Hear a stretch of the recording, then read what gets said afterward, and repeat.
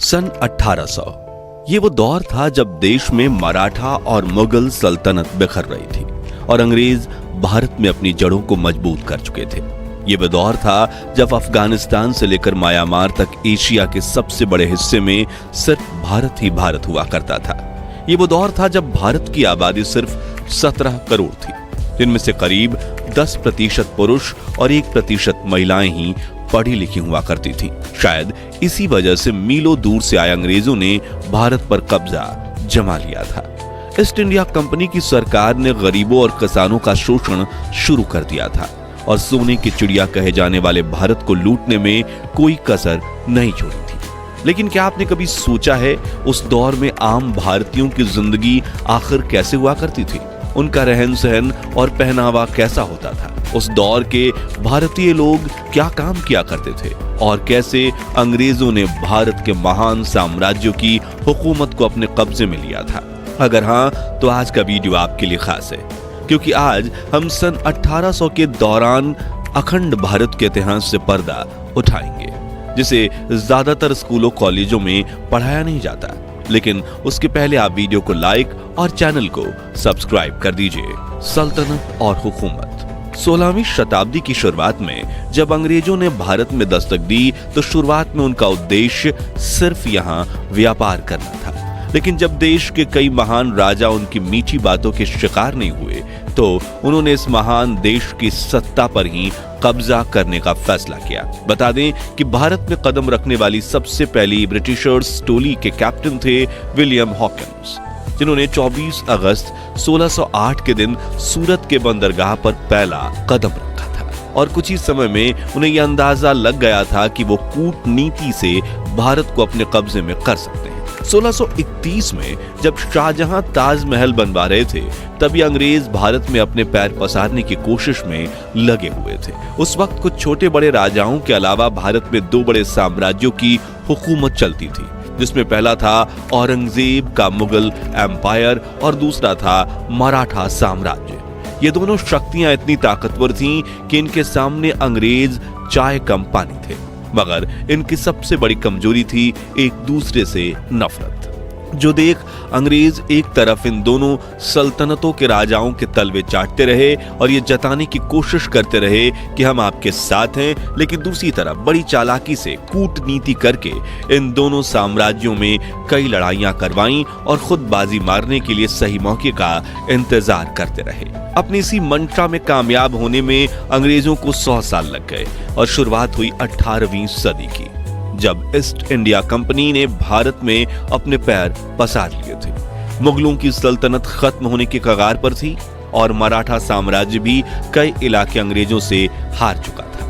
एक तरफ वो गरीबों और किसानों का शोषण कर रहे थे, दूसरी तरफ शिक्षा और पैसों के लालच देकर युवा भारतीयों को ही अपनी ब्रिटिश आर्मी में भर्ती करना शुरू कर दिया था।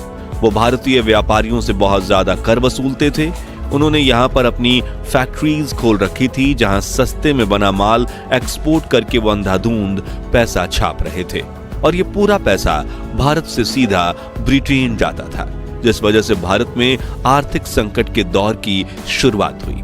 भारतीयों की कमाई, पैसों की किल्लत और लगान। आपने ये कहावत तो सुनी होगी कि मेरी जरूरतें कम है इसलिए मेरे जमीर में दम है, जो 1800 के दौर में 90% भारतीयों के लिए सही साबित होती है। हालांकि हमारे भारतीय समाज में मौका परस्त लोगों का वजूद हमेशा से बना रहा है।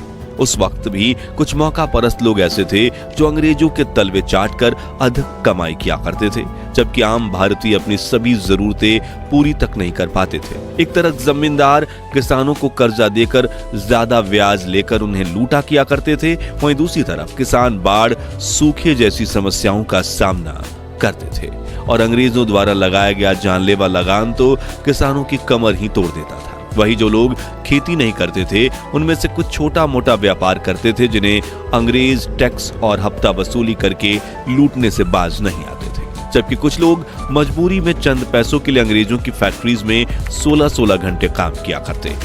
गांव का व्यापार। उस दौर के भारत की एक चीज बहुत अच्छी थी, वो है बार्टर सिस्टम, यानी सामान के बदले सामान देना। इसका इस्तेमाल भारत में ज्यादातर गांव में किया जाता था। गांव में अगर कोई एक आदमी चावल उगाता था तो वो दूसरे आदमी से चावल के बदले गेहूं लेता था। जो आदमी सब्जी उगाता था उन सब्जियों के बदले चावल और गेहूं ले लेता था।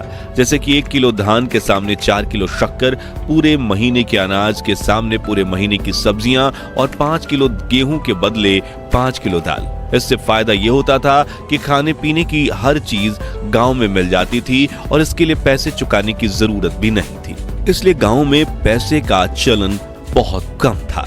इसके साथ आज भी अगर आप भारत के कुछ गांवों में जाएंगे तो वहां पर अदला बदली की प्रथा मिलेगी जो बहुत अच्छी है। पहनावा दोस्तों, आज के मॉडर्न भारत में जहां हर तरफ पश्चिमी सभ्यता यानी वेस्टर्न कल्चर का असर दिखाई देता है, लोग jeans, shirt, T shirt, top और सूट पहने नजर आते हैं, लेकिन एक समय था जब भारतीयों का अपना अलग ही देसी पहनावा हुआ करता था।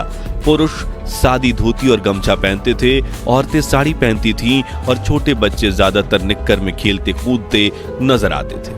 कुछ लोग धोती और कुर्ता पहनते थे, जबकि कुछ बड़े जमींदार ही अंग्रेजी पहनावा यानी जीन्स और शर्ट पहनते थे। भारत की यही सादगी और विविधता उन्हें अंग्रेजों से खास बनाती थी। यहाँ तक कि आज भी राजस्थान और उत्तर प्रदेश में रहने वाले कुछ बड़े बुजुर्ग उस वक्त का सादा पहनावा पहनते हुए देखे जा सकते हैं। लेकिन हम में से ज्यादातर युवाओं को आज लुंगी पहनना नहीं आता, जो थोड़ा निराशाजनक जरूर है। व्यवहार, रहन सहन और काम धंधा, आज इंसान चांद पर पहुंच गए, मंगल ग्रह पर रोवर भेज चुके हैं और फिर आर्टिफिशियल इंटेलिजेंस ने दुनिया को बदल कर रख दिया। लेकिन सन 1800 के आसपास भारत में टेक्नोलॉजी का कोई नामो निशान नहीं था, लेकिन हर भारतीय का जीवन सुकून से भरा था। बात करने के लिए तार से जुड़ा टेलीफोन तक नहीं था, लेकिन दिल से दिल का कनेक्शन मजबूत था। रिश्तेदारों से महीनों और कई सालों तक मिलना मुश्किल था, लेकिन मन में इज्जत और लगाव जरा भी कम नहीं था। घास फूस और मिट्टी से बने घर ही कच्चे थे, लेकिन लोगों के दिल बड़े सच्चे थे। यातायात के सिर्फ बैलगाड़ी साधन थी, लेकिन लोगों के शरीर में बहुत फुर्ती थी। जेब में पैसों की फूटी कौड़ी ना हो, इसलिए चेहरे पर शिकन नहीं थी। और भाईचारा ऐसा था कि एक आवाज पर पूरे गांव की भीड़ इकट्ठा हो जाती थी। मित्रों, उस दौर में जमीन छोटी हो या बड़ी, ज्यादातर लोग खेती करना ही पसंद करते थे और भारतीय किसानों की पसंदीदा फसल नील, कॉटन, अफीम, गेहूं और धान ही हुआ करती थी, जिसे किसानों से खरीद कर अंग्रेज विदेशी मार्केट में अच्छी कीमतों पर बेचते थे। लोग खेती के साथ किसान पशुपालन भी करते। जो लोग खेती नहीं करते थे वो अंग्रेजों की फैक्ट्री में काम किया करते। शाम होते ही सभी लोग अपने घर में आकर भजन कीर्तन और सत्संग किया करते थे, लेकिन जिसके लिए घरों में दिए भी जलाए जाते, क्योंकि इस दौर में भारत में लाइट नहीं थी। फिर लोग रात में जल्दी सो जाते और सुबह जल्दी उठकर काम पर चले जाते। 18वीं सदी के लोग बुजुर्गों का बहुत मान सम्मान करते थे और घर से लेकर गांव में वही होता था जो बड़े बुजुर्ग कहते थे। हालांकि वो एक सा दौर था जब भारत में सबसे ज्यादा जातीय भेदभाव होता था। अलग अलग धर्मों में थोड़ा बहुत टकराव होना आम था, लेकिन एक ही धर्म में भी जाति व्यवस्था को माना जाता था। ये जातियां हिंदुओं को 4 मुख्य श्रेणियों में विभाजित करती थी: ब्राह्मण, क्षत्रिय, वैश्य और शूद्र, जिनमें दलितों और बाकी छोटी जातियों के साथ काफी भेदभाव किया जाता था। और ये भेदभाव तो पिछले 200 वर्षों से चला आ रहा था, जिसके खिलाफ डॉक्टर बाबा साहब आम्बेडकर ने काफी बड़ी जंग लड़ी थी और 20वीं सदी में देश में क्रांति ला दी। लेकिन उन्होंने इस भेदभाव को कैसे खत्म किया, जानने के लिए आप हमारी डॉक्टर आम्बेडकर की अनसुनी अनकही कहानियों वाली सीरीज देख सकते हैं, जिसके लिंक डिस्क्रिप्शन में है। फिलहाल मुद्दे पर वापस आएं तो उस दौर में अंग्रेजों ने ही डिवाइड एंड रूल नियम को अपनाकर भारतीयों की एकता को भंग करने के लिए जातिवाद और ज्यादा इसका बढ़ावा दिया। लोग अपनी जाति के हिसाब से ही काम किया करते, जैसे कि धोबी कपड़े धोते, कुम्हार मिट्टी के बर्तन बनाते, नाई हर पीढ़ी बाल काटती थी। इस तरह हर कोई अपने हिसाब से काम धंधा किया करता था। आबादी और इलाका। आज भारत की जनसंख्या विश्व में सबसे ज्यादा यानी 145 करोड़ के पार कर चुकी है, लेकिन उस वक्त के अखंड भारत की जनसंख्या सिर्फ 17 करोड़ थी। वो भी सिर्फ कश्मीर से कन्याकुमारी तक फैले भारत में नहीं, बल्कि अखंड भारत में 17 करोड़ लोग ही रहते थे, जो हिंदुस्तान के साथ पाकिस्तान, बांग्लादेश, वर्मा और अफगानिस्तान से मिलकर बना हुआ था। आज मुंबई, दिल्ली और बंगलोर जैसी मेट्रो सिटीज में लोग घंटों ट्रैफिक में बिता देते हैं और शहरों में हर तरफ खूब भीड़ भाड़ देखने को मिलती है। वहीं उस वक्त ऐसा कुछ नहीं था। लोकल मार्केट के अलावा किसी भी इलाके में भीड़ भाड़ नहीं होती थी। देश के बड़े हिस्से में घने जंगल फैले हुए करते थे। बड़े बड़े जंगलों के बीच छोटे छोटे गांव बसे होते थे और शहरी इलाके बहुत ही कम हुआ करते थे। इस वजह से भारत अनगिनत जंगली जानवरों का घर था और इंसानों को हर समय इन जानवरों के हमले का डर सताता रहता था। लोग रात को सोने से पहले अपने घर में आग जलाते थे ताकि अंधेरे से कोई भी जंगली जानवर आकर उन पर हमला ना कर सके। हालांकि इन जंगली जानवरों की वजह से समग्र भारत में प्रदूषण का नामो निशान नहीं था। उपजाऊ जमीन की भरमार थी, लोग पोषक तत्वों से भरपूर शुद्ध खाना खाते थे। आज की तरह फलों और सब्जियों में केमिकल मिलाने का कोई सवाल ही नहीं था। सड़कों की हालत भले ही खस्ता थी, लेकिन लोगों की जिंदगी खुशहाल थी। उस वक्त के भारतीयों की औसत उम्र भी आज से काफी ज्यादा हुआ करती थी। शिक्षा और साक्षरता। अब बात करें पढ़ाई लिखाई की, तो आपको जानकर हैरानी होगी कि उस वक्त भारत में पढ़े लिखे लोगों की संख्या बहुत ही कम थी। देश में सिर्फ 10% पुरुष और 1% महिलाएं ही साक्षर थीं। हालांकि बिना पढ़ाई लिखाई के ही भारत में रहने वाले सभी लोग किसी न किसी काम में बहुत निपुण थे। कुल मिलाकर उस वक्त में भारत की कुछ चीजें बेहद अच्छी थीं तो कुछ बहुत खराब। कहीं पर लोग बहुत खुश थे तो कहीं बहुत दुखी। लेकिन भारत हो या दुनिया का कोई भी देश, सदियों से संतुलन बनाए रखने के लिए कुदरत यही नियम चलता आया है। तो मित्रों, अगर आपको भी अखंड भारत के महान इतिहास पर गर्व है तो कमेंट बॉक्स में हमारे देश की तारीफ में 2 बोल जरूर लिखिए और ये भी बताइए कि उस दौर की वो खासियतें जो आज का मॉडर्न जमाना मिस कर रहा है। हमारी ये पेशकश पसंद आई हो तो वीडियो को लाइक और शेयर करके 11,000 लाइक्स के लक्ष्य को हासिल करने में हमारी मदद कीजिए। और ऐसे ही दिल छू लेने वाले वीडियोस के लिए हमारे चैनल को सब्सक्राइब करके पास वाली घंटी जरूर बजा दीजिए। जय हिंद, जय भारत।